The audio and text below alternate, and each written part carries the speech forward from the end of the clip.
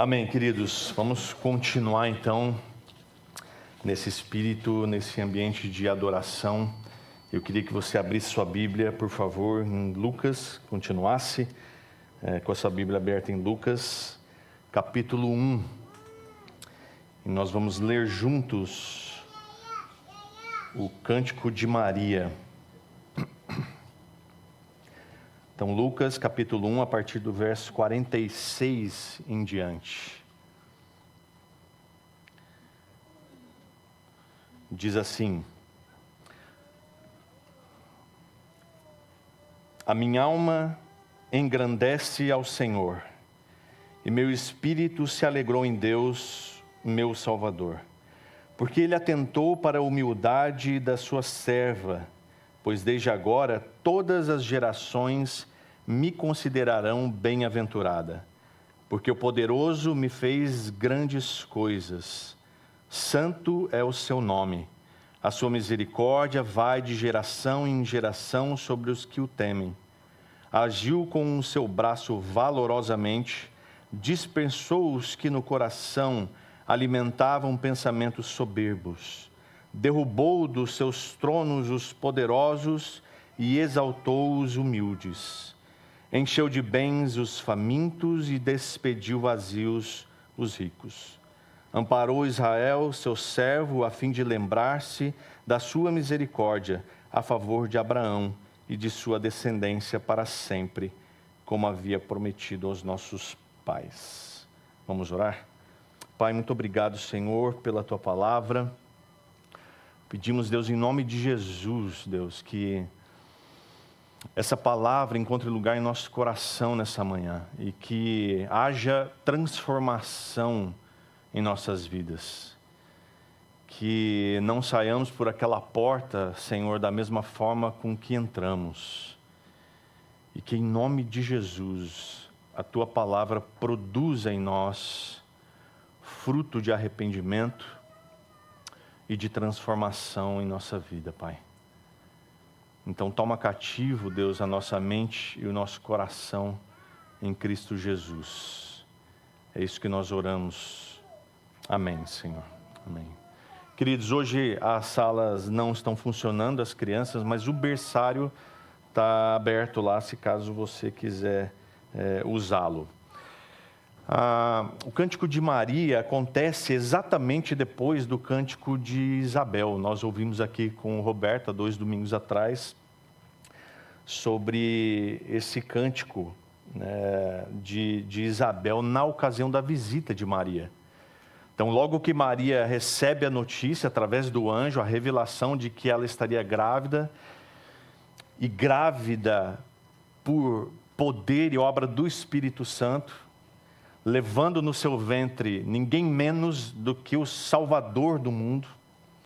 Então Maria, cheia de graça, perceba que ela era agraciada, ela estava cheia de graça. Maria não é aquela que dá graça, mas é aquela que está cheia de graça por obra do Espírito Santo, por estar grávida do Senhor Jesus, tendo Jesus no seu ventre.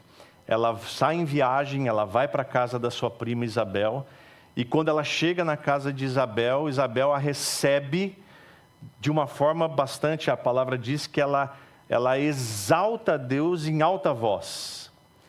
Então eu posso imaginar que quando Maria chega na casa de Isabel, Isabel fica eufórica de ver que está chegando ali a mãe do seu Salvador.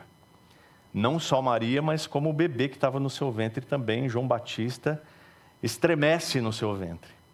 Então foi algo como Isabel vendo Maria entrar dentro de casa e ela exalta em alta voz: bendita és você entre as mulheres, alguma coisa assim, né? Miga, você está grávida, e você está grávida do Senhor Jesus. Então bendita é você entre as mulheres, e bendito é o fruto do seu ventre. Isabel eufórica. Eu, quando estava preparando esse sermão aqui, eu pensei, Isabel provavelmente era alguém parecido com a Lu, por exemplo.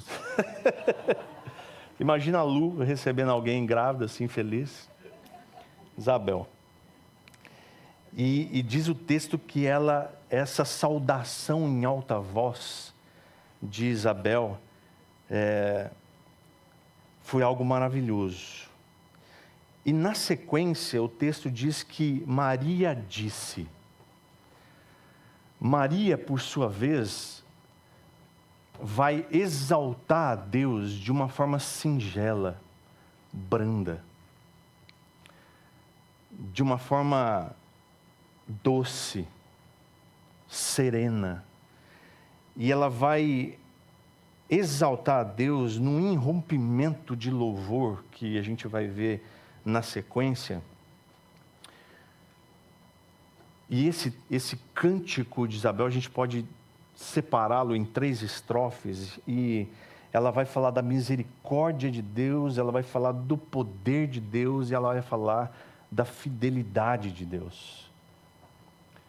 De uma forma doce, de uma forma singela, de uma forma amável, de quem carrega no seu ventre o Senhor e Salvador Jesus Cristo. Então o texto começa com Maria disse, provavelmente cansada da viagem, provavelmente feliz de receber aquela saudação da prima Isabel, tão eufórica, tão contundente. E ela começa o seu cântico dizendo: a minha alma, o meu espírito engrandece, exalta o Senhor. E eu fico pensando como que deve ser engrandecer quem já é grande. É interessante isso. Maria está dizendo, ao se referir de a minha alma e o meu espírito, é que na sua inteireza, na inteireza do seu ser, ela exalta, ela engrandece a Deus o Senhor e Salvador. Maria não cabe mais em si mesma. Ela está maravilhada. Ela está em êxtase. Por causa daquilo que Deus está fazendo e daquilo que Ele ainda fará. Então, como engrandecer quem já é grande? Somente na inteireza do seu ser. Somente com alma e espírito. Somente engrandecer quem é grande é não só saber que Ele é grande, mas experimentar a grandeza de Deus. Semana passada eu fui a Foz do Iguaçu, eu não conhecia Foz e não conhecia as cataratas.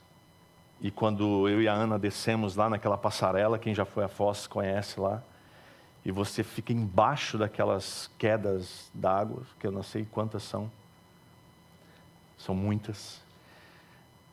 E aí a gente já ouvia falar de que aquilo era grande, de que aquilo era bonito e tal, mas quando você está lá embaixo e você é molhado por aquele spray de água, você percebe e experimenta o quanto aquilo é grande.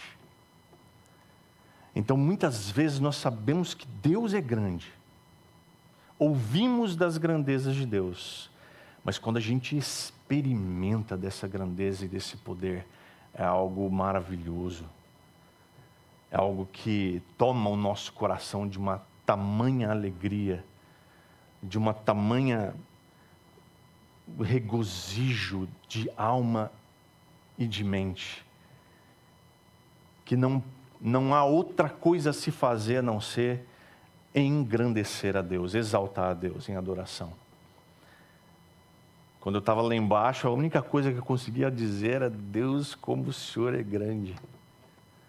Deus, como o Senhor pôde fazer isso. E é de fato emocionante estar ali. Então uma coisa é saber que Deus é grande. Outra coisa é você contemplar essa grandeza. Maria estava contemplando a grandeza de Deus. Experimentando a grandeza de Deus. Ela diz: o Senhor atentou para a humildade da sua serva. Maria também sabe da sua condição. da sua pequenez. Ela sabe que por si mesma ela não passa de serva. E a palavra traduzida para serva aqui é escrava. Então ela está dizendo, o Senhor atentou para a humildade de uma escrava. Ela sabe da sua condição. E isso não podia ser diferente, afinal de contas, Deus diz em Tiago 4:6 que Ele resiste aos soberbos, mas dá graça aos humildes. Então é assim que Deus age. Ela fala, todas as gerações me considerarão bem-aventurada.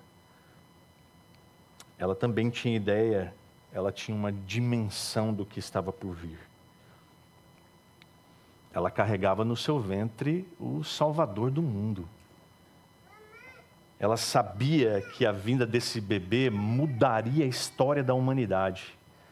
E, logicamente, a história dela também. Maria seria reverenciada, Maria seria amada. E, erroneamente, Maria foi adorada. Porque muitas pessoas não entenderam que Maria era como cada um de nós, pecadora, mas bem-aventurada, abençoada, escolhida por Deus, para carregar no seu ventre o Salvador do mundo. E ela diz, o poderoso me fez grandes coisas. Qual a maior coisa que Deus faz por mim e por você? Qual foi a maior coisa que Deus fez por mim e por você? Não é a salvação? Não é a salvação em Cristo Jesus que Deus deu a mim e deu a você? Isso por si só não seria mais do que motivo para que eu e você pudéssemos cair de joelhos agora e adorar a Deus por algo tão grande, tão precioso e tão poderoso como a salvação em Cristo. É isso que Deus tem feito. Tem agraciado o seu povo com a salvação. E ela diz, a sua misericórdia vai de geração em geração. Porque misericórdia é o favor demonstrado por Deus ao miserável e culpado pecador que somos. Misericórdia. Misericórdia é a autorização que Deus nos dá de continuarmos vivendo dia após dia. Misericórdia foi o que foi renovado para mim e para você nessa manhã. Por isso, Deus é exaltado pela sua misericórdia. A segunda coisa que Maria faz aqui é exaltar a Deus pelo seu poder. Maria exalta a Deus pelo grande poder que Ele tem. Ela continua sua exaltação e essa ênfase agora é no poder desse Deus grandioso que revoluciona o mundo. Deus está prestes a causar uma revolução no mundo. William Barclay, ele sugere que nesse trecho aqui dos versículos 51 a 53, Maria fala dessa revolução de Deus no mundo. A primeira revolução é uma revolução moral. Ela diz assim, dispersou os que no coração alimentavam pensamentos soberbos. Barclay diz que o cristianismo é a morte do orgulho. Porque se nós colocarmos as nossas vidas em Cristo Jesus, tirando de nós qualquer vestígio de orgulho que possa haver sobre o que somos e o que podemos fazer, qualquer sombra de orgulho que possa ainda haver em nosso coração, quando a luz de Cristo brilha em nós, o constrangimento e a vergonha da sujeira que é revelada sobrepõe o orgulho das aparências. Então, quando a luz de Cristo brilha sobre nós, a sujeira do pecado aparece. E quando a sujeira do pecado aparece, o orgulho se desfaz. Porque nós enxergamos quem somos. Tem uma historinha do O.E. Henry que relata bem isso. Ele diz assim que havia um jovem que foi criado numa vila. Na escola, esse jovem costumava sentar ao lado de uma menina e eles eram muito amigos. Só que um dia esse jovem foi para a cidade. E na cidade ele começou a andar com más companhias. E esse jovem foi para caminhos maus. Ele se transformou em um ladrão. Um dia, depois que esse jovem roubou o moedeiro de uma senhora idosa, ele estava se sentindo cara. Ele estava cheio de orgulho por ter cometido aquele delito com êxito. Então ele estava orgulhoso de ser bem-sucedido no roubo. Quando ele estava se sentindo assim orgulhoso, ele viu a menina que estudou com ele passando pela rua. E a forma como ele viu aquela menina ainda tão doce, ainda irradiando inocência, aquela menina pura, aquela menina que ele conheceu, de repente ele se viu a si mesmo. Ó, tão vil quanto ele era, tão pecador como ele era. Diz o Barclay que ele, ardendo de vergonha, ele apoiou a cabeça num poste e ele disse: Deus, eu queria morrer. Porque ele viu a si mesmo. A vergonha de enxergar o quanto ele era pecador e sujo deu vontade nele de morrer, ao ver a inocência e a pureza daquela menina. Então, Cristo nos capacita a ver a nós mesmos. Cristo nos dá esse dom de olhar no espelho e enxergar quem realmente nós somos. E esse é o golpe de morte do orgulho. E aí começa a revolução moral. Quando a gente enxerga que somos pecadores, dos mais vis pecadores, e que carecemos da graça de Deus para nos perdoar. A segunda revolução é a revolução social. Ela diz no seu cântico: derrubou dos seus tronos os poderosos e exaltou os humildes. Barclay também diz que o cristianismo dá por finalizado os títulos e prestígios mundanos. Uma outra historinha diz que Mureto foi um estudioso da Idade Média. Só que ele era pobre. Numa cidade italiana, ele adoeceu e foi levado a um hospital para carentes vagabundos, indigentes. Os médicos estavam discutindo o seu caso em latim, na presença dele mesmo, falando em latim sobre a situação do Mureto, sem imaginar que Mureto entendia latim.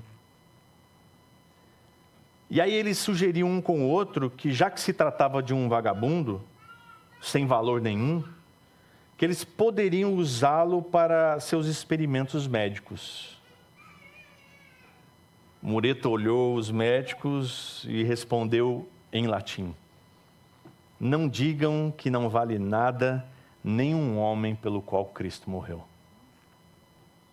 Então, quando nós tomamos consciência de que do que Cristo fez pelos homens, não podemos mais falar do homem comum, pois as escalas e filas sociais desaparecem. não tem mais homem comum. Todo homem é igual perante Deus. Do mais miserável ao mais milionário. As escalas sociais não existem diante de Cristo. Por último, é uma revolução econômica. Ela diz: encheu de bens os famintos e despediu vazios os ricos. O Barclay conclui dizendo que uma sociedade não cristã é uma sociedade que busca adquirir, na qual cada um luta por obter tudo o que possa. E, infelizmente, nos dias que nós vivemos, dias de Natal, dias de final de ano, em que o comércio é ativo, quente, selvagem, é exatamente isso aqui que é alimentado no coração das pessoas. Consumo, consumo. Tudo que você possa ter, tenha. Mas ele diz que uma sociedade cristã é aquela na qual ninguém se anima a ter muito enquanto outros têm tão pouco. Na qual todo homem obtém para dar.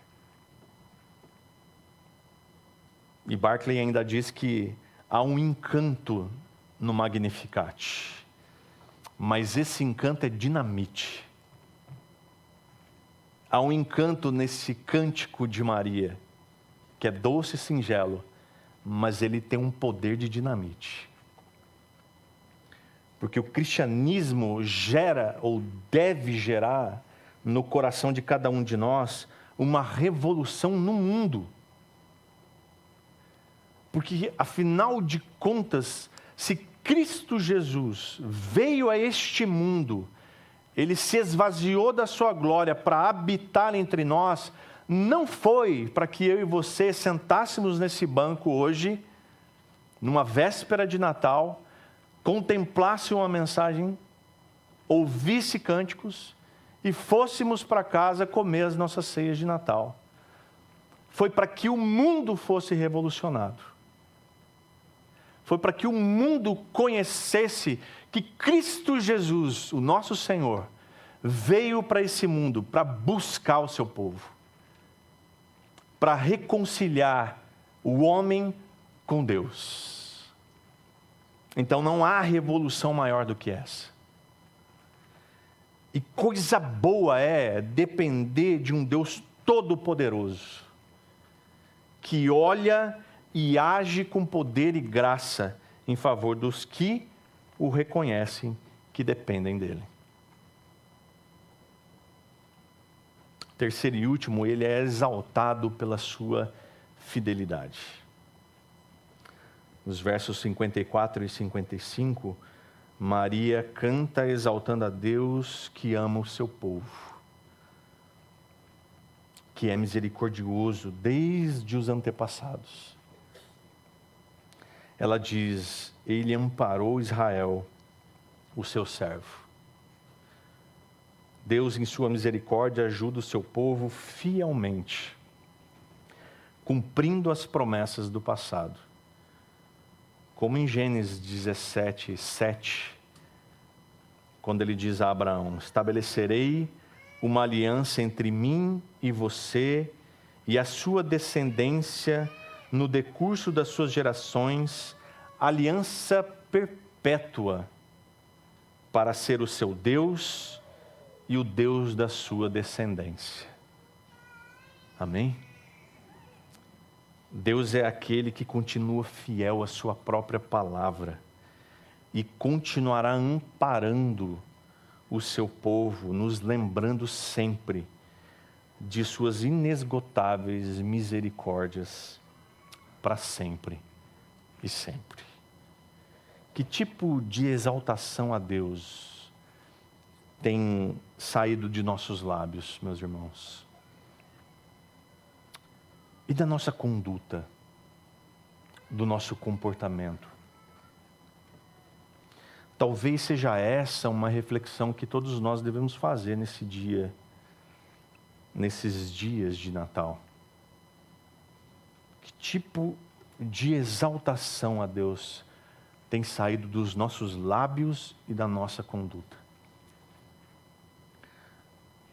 Será que Ele tem escutado de nós cânticos sinceros de louvor pelas suas misericórdias, pelo seu poder e pela sua fidelidade? Eu queria que isso fosse tema das nossas mesas nesse dia. Que a gente pudesse, enquanto nós estamos com a nossa família reunidos por causa de Jesus, porque é Natal, pudéssemos refletir isso e orarmos juntos numa exaltação a Deus pela sua misericórdia, pelo seu poder e pela sua fidelidade. Amém?